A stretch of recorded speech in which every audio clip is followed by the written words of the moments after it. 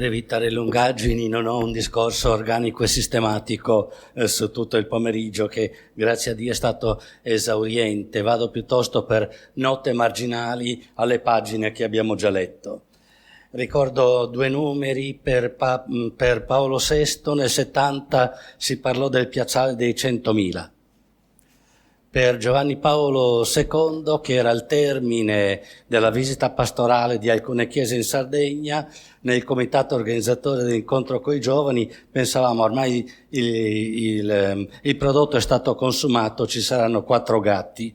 Ci furono 50.000 giovani, c'è uno degli organizzatori di quell'incontro anche, dopo 3 ore di pioggia continui. Dalle 2 alle 5, il Papa arrivò alle 17:05 e fu straordinario.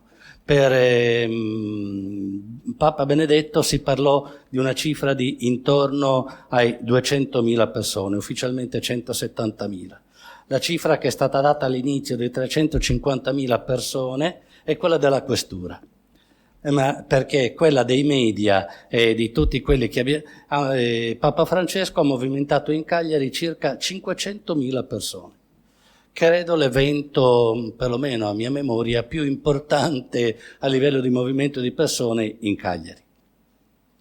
A proposito di protocollo, è iniziata con Papa Francesco le visite protocollari senza protocollo.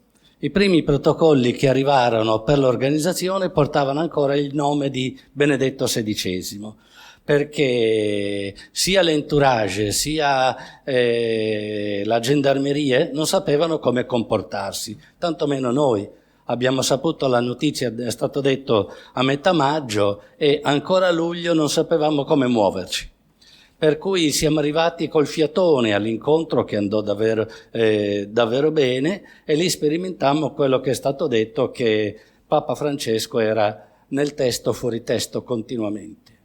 E questo ci ha sorpreso. Porto solo tra i 1000 aneddoti e 2 che interessano questo luogo. Quando stavamo entrando qua in facoltà e ci fu in un ballatoio del piano qui davanti una scritta, dice: Papa Francesco, sali su a prendere il caffè. Sì. Lui voltò lo sguardo e noi per un attimo abbiamo avuto paura che salisse, per dire quanto. Poi a fine dell'incontro, peraltro anche lungo, perché anche gli accademici qualche volta fanno dei discorsi lunghi non previsti, e ricordiamo quello del rettore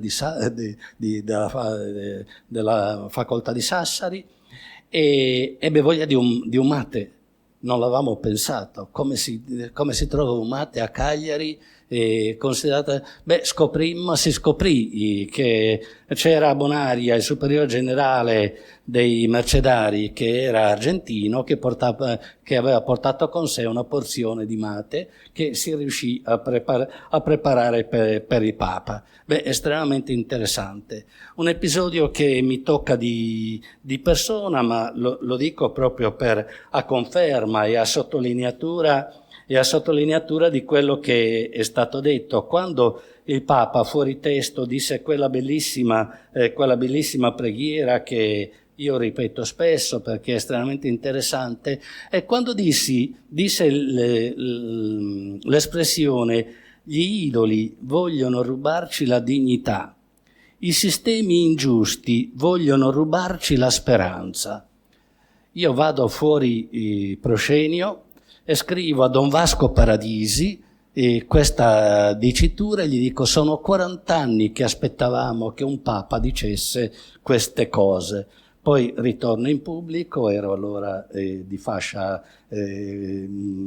paonazza, come si doveva d'occasione, col cellulare, e sono stato riconosciuto come il monsignorino che alle celebrazioni portava il cellulare. Ma a monte non sapevo gestire l'immagine pubblica della mia persona, quindi ero contentissimo di questa espressione del Papa.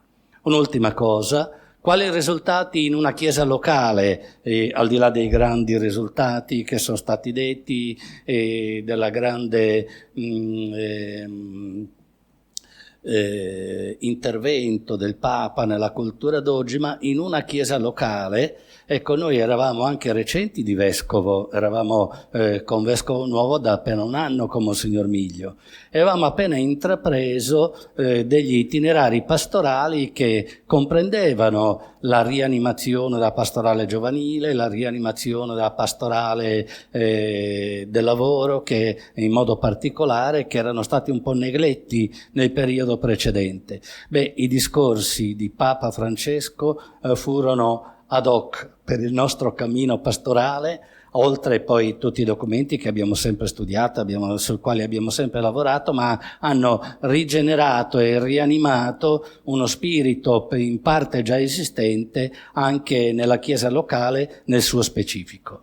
Solo 3-4 pennellate per dire, per non rimanere sui discorsi alti, ma anche sugli aneddoti, perché c'è sempre il rischio che in questi incontri ci si fermi sugli aneddoti. Non è stato fatto, io l'ho fatto perché ero fuori tema.